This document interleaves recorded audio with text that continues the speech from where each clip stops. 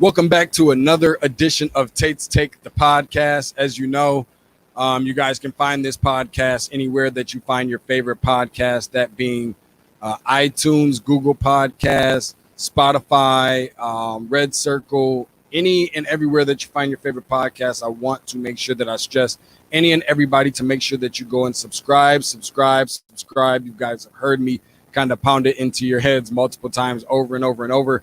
Go and tell a friend. Tell your mama, tell your grandmama, tell your friends, tell your enemies, tell everybody that you know. And also be sure you can find this on YouTube, obviously, as well. Be sure to subscribe to that in addition to anywhere that you find your favorite pod. Now, I know that I kind of teased a little bit earlier in regards to we're going to talk a ton going forward over the course of the next week or so as we get things ramped up for the NBA. The resumption of that, some concerns that I have about De'Aaron Fox from a medical standpoint, maybe even Marvin Bagley even in that conversation, Zion Williamson stepping outside of the bubble, and so many different other things. So we're definitely going to get into the NBA aspect of the show. But first, I want to bring in from a college basketball standpoint, a friend of mine and certainly a really, really good dude, good basketball coach, good college basketball player, professional basketball player, but certainly a really, really good guy that I've been knowing for quite some time. I want to get ready to bring him in. That would be none other than Justin Ingram, the assistant coach of the Toledo Rockets. First and foremost, as we get ready to tip things off, I guess, considering that this is a basketball podcast. Justin, how you doing? I'm good, DeShaun. How you doing, man? Man, I'm outstanding, and thanks for asking. I want to let everybody know that if you have any, questions or comments or opinions, feel free to leave that below. As you know that we are streaming amongst all places, so we appreciate Justin for stepping into joining us here in the locker room.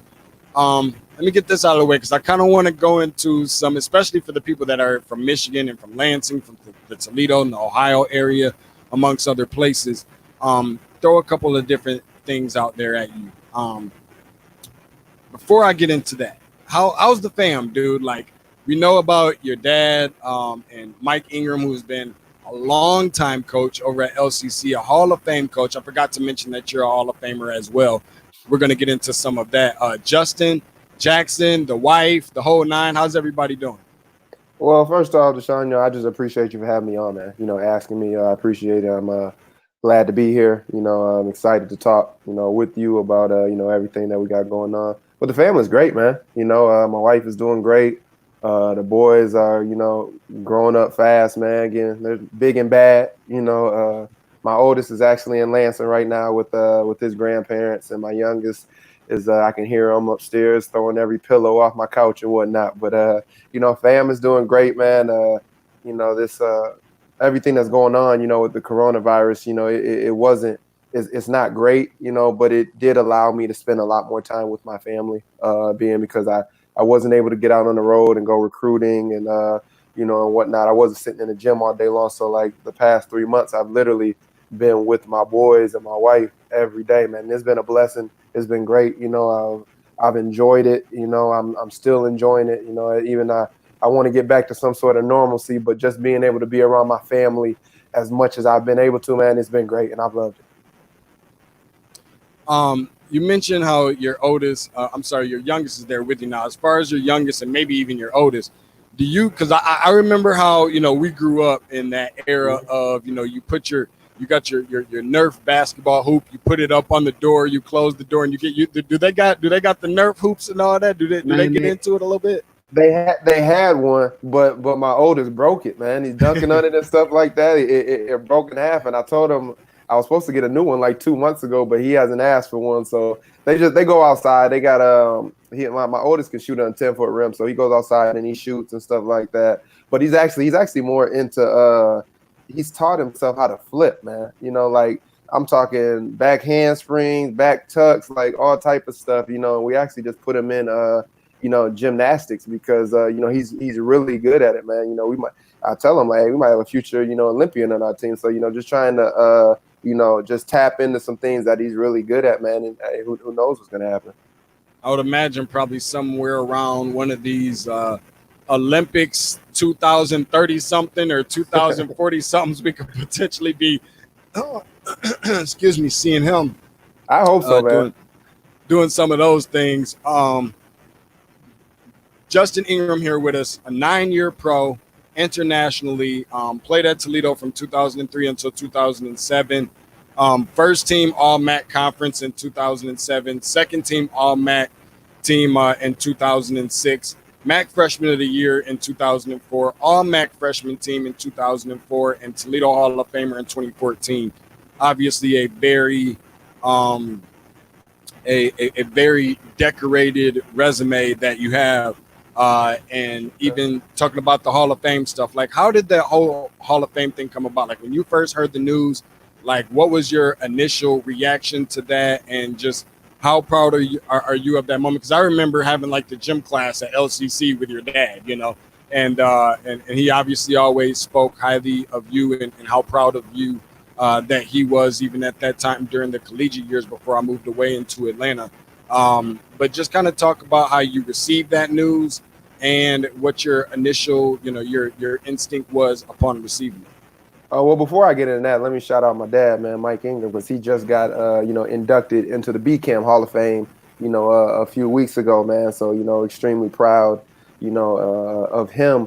But, it was back in 2014, when I got the call into the, the Hall of Toledo Hall of Fame, and it was kind of, I didn't really know what was going on, man. I got two phones at the time. I had my international phone over in Europe, but I also had my phone back in the States that I kept on and whatnot. And I usually check my phone probably once or twice a month back in the States just to see who's been calling me and stuff. And I hadn't checked it in like a month and a half. And, I just happened to get on Twitter and, somebody had gotten my DMs and was just like, hey, Justin, check your voicemail, trying to get in touch with you. So I got like 10 missed voicemails and stuff like that, So I'm going through them all. It's our assistant athletic director from Toledo. And he's like, hey, Justin, give me a call. Next message. Hey, Justin, this is really important. I'd love to talk to you. Hey, Justin, give me a call. So finally, I hadn't called him back. So he finally was like, hey, Justin, listen, man, you got inducted into the, the Hall of Fame and whatnot. We're trying to get in touch with you to let you know about the ceremony and congratulations and whatnot.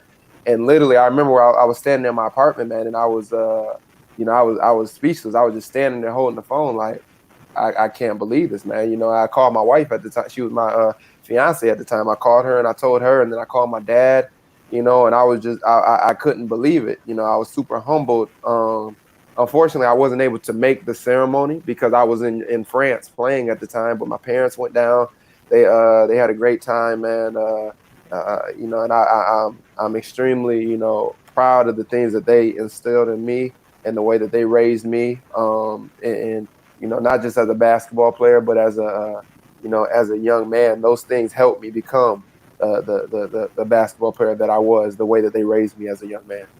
No, I know that some of our communications sometimes can be kind of hit and miss. I'll text you every now and then. You'll text me back, and I'll see you when I'm up in Lansing every good now and then. Obviously not too often, but not sure if I really got around to it necessarily. But certainly, I guess better late than never. But just in case, 6 years later, congratulations to you on that. Thank you. I appreciate it. Absolutely. Don't mention it. One of the things that you mentioned, and of course, congratulations to your dad as well as a Hall of Famer and Mike Ingram over at LCC, Lansing Community College in Lansing, Michigan. But even more so, one of the things you mentioned is something about the coronavirus. What kind of intel can you give? Because you obviously played internationally. And while it wasn't necessarily during a pandemic type situation, what is it like? How difficult can you imagine that is, being an international player at the time, and you're overseas and you're getting the news about the pandemic and you can't necessarily go home right away or whatever, or even if you're over here in the States and you can't go overseas to be, with your family in the event that you're from over there. What kind of experience was that like when you were overseas in general? And even comparing that to imagining yourself being overseas when the whole pandemic happened, and then you wouldn't be able to come back over here right away at your own convenience. Oh well, my experience was great, man. I loved Europe, man. I played 9 years, like you said, in 9 different cities, man. So I got to travel the world for free, and play a silly game and make a little bit of money at the same time, man. That's not a bad way to make a living. But I enjoyed it. I got to embrace, a different culture, and I think if you can't embrace another culture and you're not all right with at times being by yourself and being away from others, you won't be able, you won't make it over there, because they live a different life than we do here in the States. It's a lot more slowed down. We live a fast-paced life over here, always on the go. And honestly, man, they're very family oriented over there. They spend a ton of time with their family. It take 2 hour, lunch breaks, from school and stuff like that, to have lunch, with their family and everything. And being over there, I'm not gonna lie, the first few years I was over there, it did make me really what's the word? Not miss the United States, but it made me like embrace it and embrace the differences, that we have. I couldn't imagine being over there right now or being over there when the pandemic hit, because it was hard to get back to the States, and I know if it would have happened, I would have wanted to leave as soon as possible. And I know if it would have happened when my kids were there and then my wife was there, she would have wanted to leave that first night. She'd have been like, I don't care if we got to drive or we got to, rent a boat. She was like, we getting up out of here. You know what I mean? But it had to be difficult. And I got friends that are still playing over there and that, were playing during when the pandemic first happened. And a big thing that they were worried about, and that I would have been worried about, is when you're in Europe, you're always worried about if you're going to get paid, if you're going to get paid on time and stuff like that.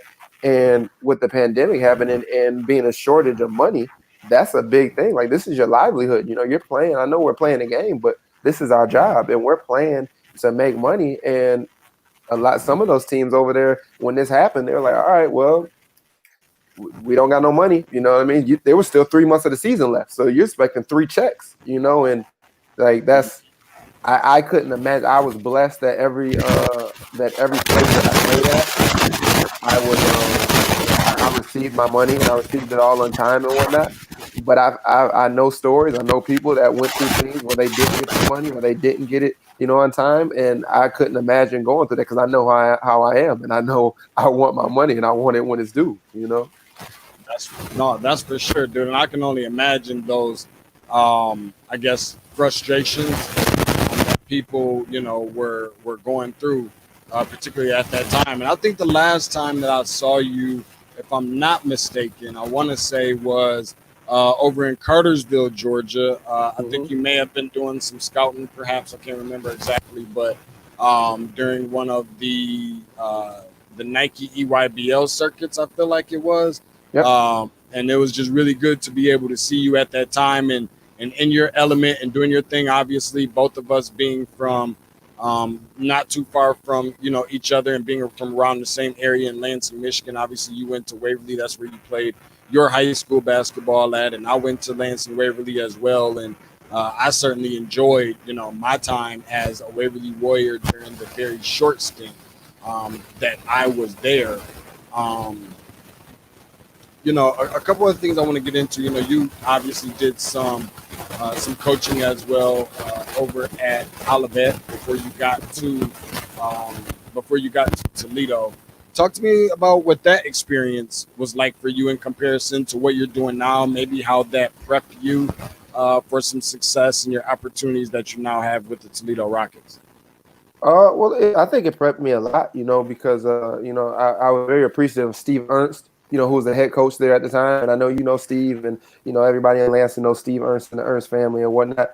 But I had just got back from from Europe, and I did a pretty good job of saving my money, and I had some money. But at the end of the day, I wasn't making millions of dollars like there in the NBA. I knew I was going to have to get a job, and I had no problem with that. So I got out and I applied for a few jobs, and I actually was about to have just a regular job. I was going to be working in crawl spaces and stuff like that just until I figured out what I wanted to do, because hey, you got to have income coming in and whatnot, and literally like 2 weeks before, I was supposed to start this job, Steve called me and was like, hey, Justin, hey, I'm about to, I think I'm about to take this job at Olivet. You want to come out there, and try and help me turn this thing around?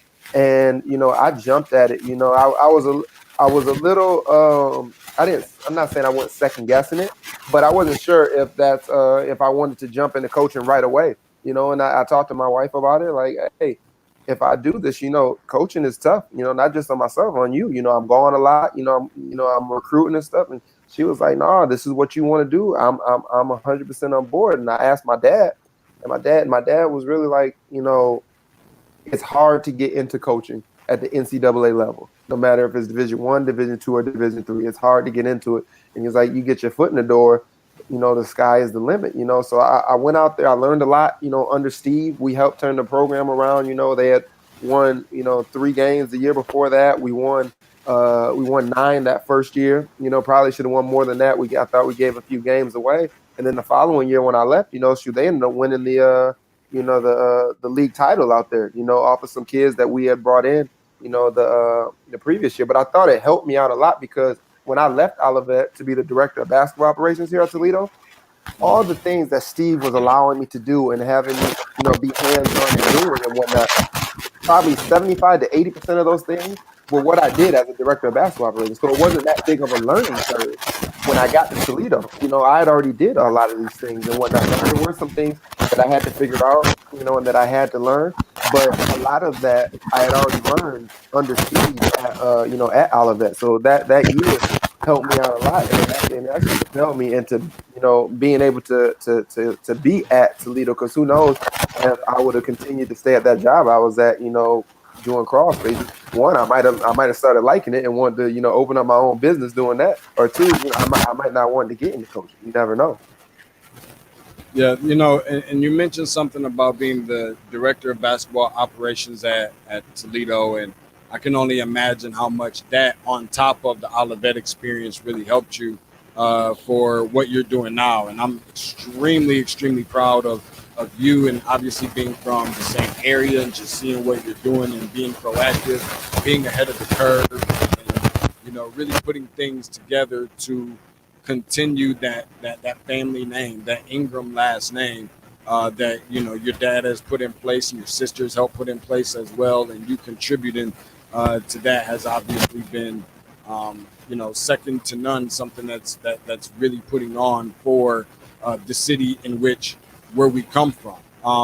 And before we get into a little bit more further towards your coaching experience at Toledo, and obviously some of the different ways that you guys found out about how you won't be playing and participating or the season being canceled for the remainder of the season and so forth.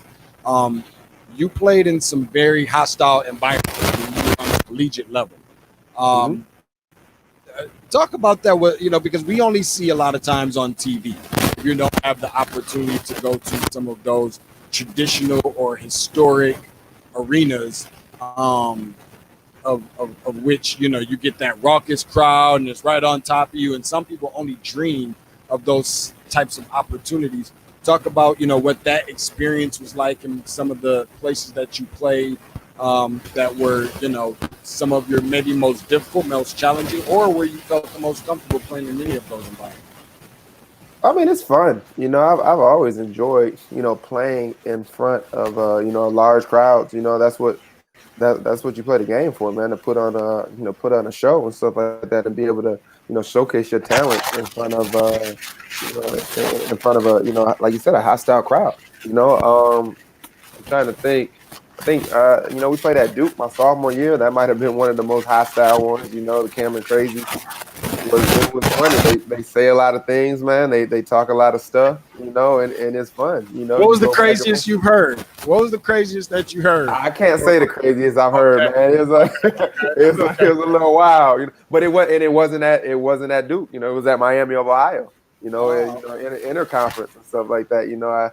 I heard some things, man. And they had some artwork to go with it, and I thought it was funny. It was like it was wild, but it was funny, Yeah. But it's fun, man. And I try and tell our guys, even that now, as the guys that play in the team and whatnot, man, just to go out there, man, and embrace it. At the end of the day, man, it's a silly game that we get to play, man. Go out there and have fun, man. Enjoy yourself. Like, I know we put a lot of pressure on guys. I know as coaches, we put a lot of pressure, on ourselves. But I tell our players, right before the jump ball, I tell a couple of our players, look right at them. I'm like, hey, man, it's just a game, man. Just go out there, enjoy yourself, and have fun. You know what I mean? Like, it's just a game. Now you played at Kansas too, Rock Chalk Jayhawk, I think, in Lawrence, Kansas. But Kansas was different though, because when I played Kansas, we didn't play in Lawrence. You know what I mean? So we played them in Kansas City. So they played. I don't know if they still do it now, but I know back when I was in school, they played at two different places. The majority of the times they were playing in Lawrence at their main gym, but every once in a while they would play it in Kansas City as well. So we played them in Kansas City. So it was different because I actually coached there 2 years ago when we played there, or whatever, in Lawrence. And I'm not gonna hold you up. It was way louder in Lawrence than it was when I played there in Kansas City. So was it so if you can even jog your memory a little bit, taking yourself back to when you played at Duke, and then taking yourself back 2 years ago to when you coached in a game in Lawrence, Kansas, which one was more of that kind of like hostile environment? Because I think those are probably neck and neck. If anybody had to say one over the other, the consensus would probably say Cameron Indoor Stadium. But for what you can remember, one versus as a player versus being a coach, what was the difference, or was the experience any different? I don't know. I mean, it was very much different because as a coach, nobody's yelling at you. Nobody's talking stuff to you. Maybe the head coach, but nobody's yelling at assistant coaches and whatnot. You know what I mean? So like, it wasn't as hostile, for me personally at Kansas because, I wasn't out there. I wasn't the one that was getting out there, getting ready to play the game and whatnot. Now at Duke, yeah, it was. The guys were yelling at me. Guys were saying stuff to me, asking me, questions and stuff. Like it was this. So it's kind of hard to differentiate, which one was more hostile. Now, I'm not really sure if this is really a question that you can answer. And if it's not, that's perfectly fine. Especially considering rules and regulations and so forth. So I don't want to put you on the spot. And it's okay if you can't. But within the last week or 2 weeks, a guy by the name of McCurr Maker had ended up saying that he was going to commit to an HBCU institution. Not necessarily speaking on McCurr himself, because I'm not really sure if that's against violation necessarily. But if you don't mind talking about the kind of move that makes, how that affects college basketball, as you are a college basketball coach, how special that is or could be for an HBCU institution or just for the conference in general. What exactly do you think that does, especially for the Black community, particularly during this time? Well, I mean, I think it's great, for HBCUs, that they were able to get, such a, high profile, player. I don't know how much of an impact is making right now. We'll see in 5 or 6 years. In 5 or 6 years, it could be a major impact. If more players, do decide, to go to HBCUs. But I don't think it's just necessarily HBCUs. I think it's, go where you want to go. You know what I mean? Don't go where, society tells you they think that you should go. You know what I mean? Go where you think you're going to have the best fit. Go where you think you can make the best impact, not just whether it's basketball wise, whether it's socially, whether it's, academically. Go where you think is the best fit, for yourself. As far as what's going on, in the country, I think without speaking so much on him, because I don't think I can, but if a young African American student athlete decides that they want to go to a historically Black college to try and make a point and change some things that are going on in socially in the country. Now, if more people decide, if they think that that's what is going to, what's the word I'm looking for? Is going to make that change, then I think that is great. And if more people continue to do that, then it could, it could shift the balance between, some things. But do I have the answer? I don't think anybody does. I think time will tell. And like I said, uh, we'll see in 5 or 6 years if what happened, this year, if that was able to make a change, if that was the spark, and other players decide, to do that. Justin Ingram with me here on Tate's Take, in the locker room with Tate's Take. Of course, you guys know where basketball lives with me, DeShaun Tate. You guys know that we air typically every Wednesday and Saturday. It can be a little bit more consistent, but we're definitely working on that. Be sure to subscribe to the YouTube channel, as well as to anywhere you find your favorite podcast, at Tate's Take Hoops on social media, TATESTAKEHOOPS. As we got Justin Ingram here with us, friend of mine and former standout of the Toledo Rockets, current assistant coach of the Toledo Rockets. This year, where we saw Toledo, Justin, 17-15 overall, 8-10 within the conference itself is where the team ended up finishing. And on a good note, a two-game winning streak, so that's always a good thing. Toledo had a nice hefty size schedule of their own entering the season. And, when I'm looking at this particular team, and obviously they played very well. And, as I'm seeing this, how did the effect of when the news first came down with the coronavirus and COVID-19, how did you and your team find that out? What was your, initial reaction with the team to that? Because this is something that we've never seen before. Mm-hmm. I mean, I had the opportunity to meet and speak with Sister Jean a couple of years ago from Loyola, Chicago, when they went to the Final Four, and picked her brain on a few different things. And then I saw her on ESPN when the whole coronavirus and the pandemic first happened. And she was just saying, because like she's 100 years old now at this point. And she was saying, like, in 100 years, she's never in her life seen anything like this. This is just crazy to think that, because of how much stuff she's seen in 100 years. Like, it's just crazy to even think that. How did you guys accept that news? What was the mentality during that time? What kind of talks did you have with your team? What was the initial reaction to the coaching staff and the team for Toledo at that point? Well, it was disheartening, man, because we had worked, so hard, that year, and went through so much adversity.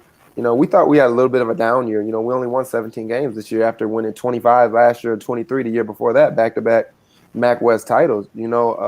We had two guys that we thought were going to start, for us this year, and they both went out before the season started with season-ending injuries. For us to battle back, and win 17 games, and we thought we were playing really well towards the end of the year. We had won 5 out of our last 6, so we were one of the hottest teams going into the tournament.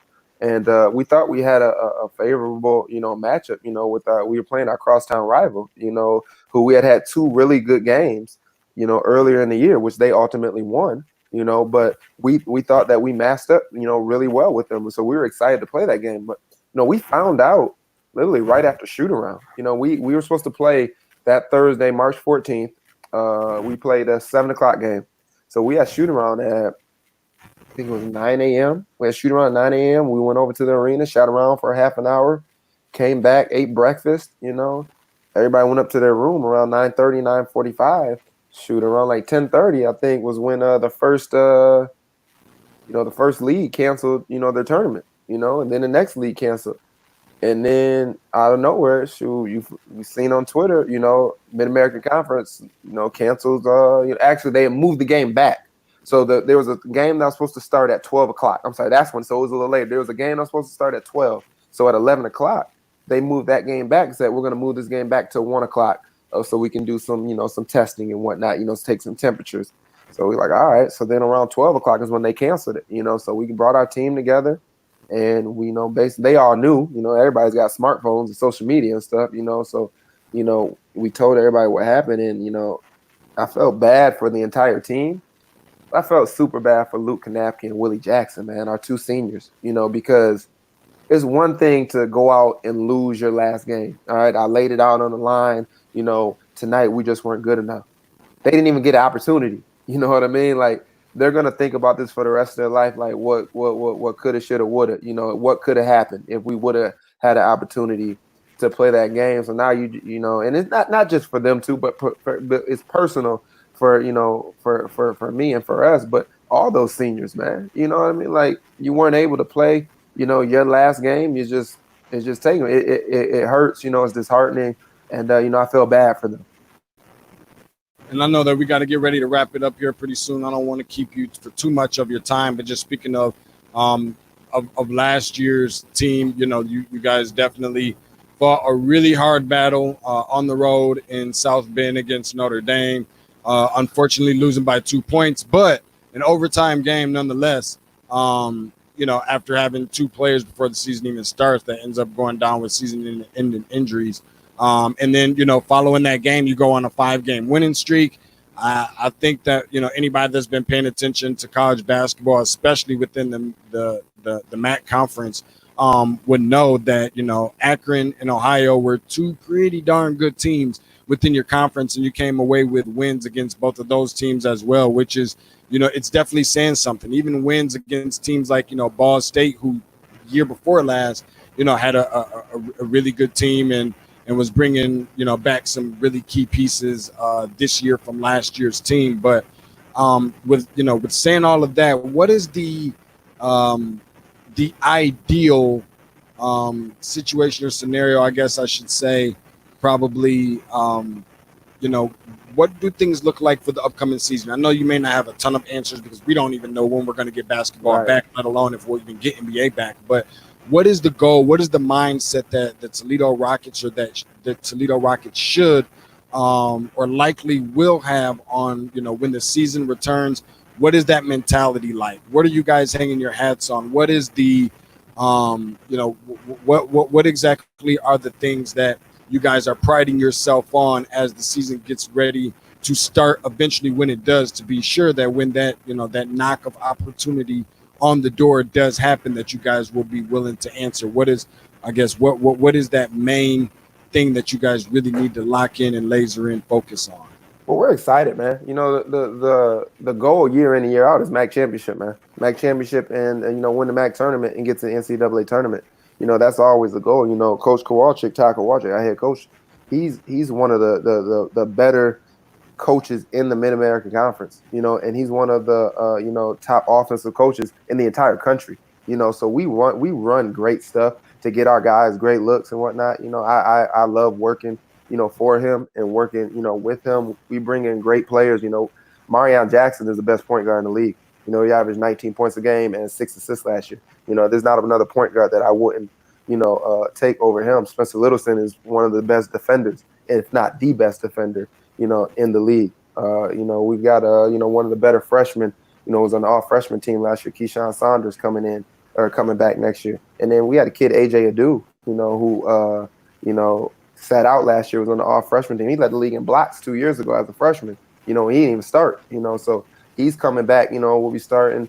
We got a great class coming in. Ryan Rollins, out of the Detroit, is a really good, freshman, combo guard who we're expecting a lot of things out of.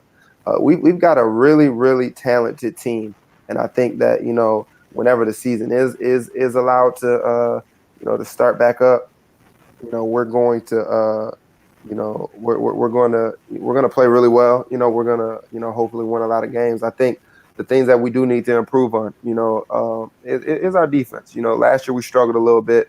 The 2 years before that, we were one of the top defensive teams in our league. We're always one of the top offensive teams in our league because we run such great stuff and we have very good skilled players that can, make plays for each other. But we took a step back last year, and it could have been because AJ was out. It could have been because we had a little bit of lack of depth. But I think this year, we cleaned up, a lot of those areas, and I anticipate us, having a really good, year. Hopefully, if there is a year, But I'm excited. I'm excited. Our guys actually come back to campus this weekend, so I'm excited about that. I'm excited to get to see them. Not so much, for the basketball part of it, but just to see them, to hang out with them, man. Stop up in the office, how's your summer going? I know we talk to them and stuff like that all the time, but I want to sit down with you. I want to see how you been, man. What's going on in your life. How's your girlfriend? How's your mom? How's your dad? I know I'm your coach and everything like that, but at the same time, man, it's not just a basketball, man. It's not just a 4-year commitment, man. It's supposed to be a lifetime relationship.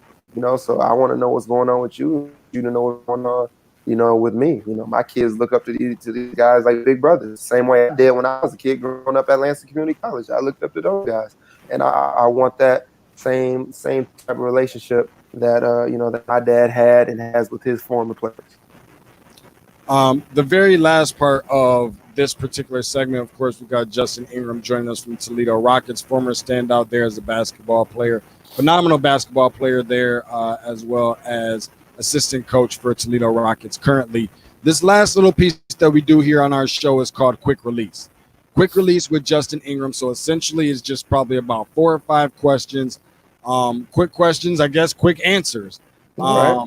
And if you feel the need to elaborate, feel free on that.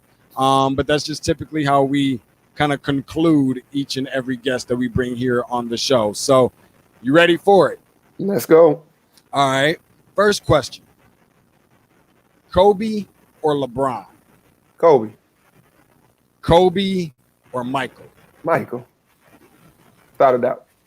Who wins the NBA championship this year in the event that they do start and finish the season? I hope the Lakers. I don't know who it will be, but I hope the Lakers. Who will be the team that comes out of the East? Milwaukee. Okay. The better basketball player, Justin Ingram or Mike Ingram in their prime? In their prime, man, I'm super competitive, man. Justin Ingram. Man, he wins 10 times out of 10. I don't know if I have enough. Oh, perfect. Favorite restaurant to go to when you come home? Sir Pizza. Pizza. Without a doubt. I was home last weekend, and I'm sorry. I was home on Monday, and I ordered a pizza, and I ordered one as soon as I got on 127. Pepperoni feast or not? Pepperoni, just regular pepperoni. Yeah, just the diced. I don't want the pepperoni feast because then they say they put the regular pepperonis on there. I just want the little pepperoni. The little diced up ones. My dude Justin Ingram joining me, man, here on Tate's Tate. Jay Ing, man, I'm super happy for you and everything that you got going on. Super proud of you, of all of your endeavors, even your future ones. Really appreciate you for joining the show. DeShaun, man, I appreciate you having me. Hey, before I you let me go, man, I just wanted to say I'm happy for everything that you're doing, man. I'm proud of you, man. I love to see my friends. I love to see all my guys from Lansing doing well, man. You're doing great, man. I'm super happy. Keep doing what you're doing, man. All right. Thanks, I appreciate it. And I'm gonna have to find my way up to one of those Toledo Rocket practices one of these days, man, so I can get it in a little bit. For sure, man. Hey, I got a spare bedroom upstairs, man. Come through whenever. Hey, man, thank you so much. I appreciate it. Justin Ingram from the Toledo Rockets, thanking him for joining us here on the show and just kind of picking his brain a little bit about a bunch of different things. So make sure that when you catch this, make sure that you share it. It don't take very long. It's just very quick. Just go ahead, press the button, share button. If you have a hard time finding this particular podcast, be sure that you can locate it anywhere that you find your favorite podcast.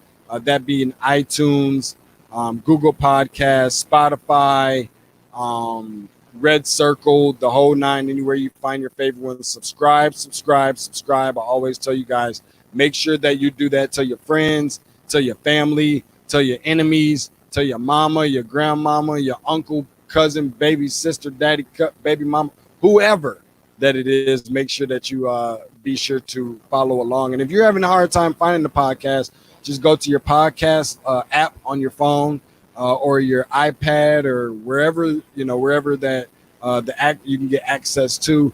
that little search box with the little magnifying glass hovering over it. Don't try and act like y'all don't know how to work those phones, because I know better than that.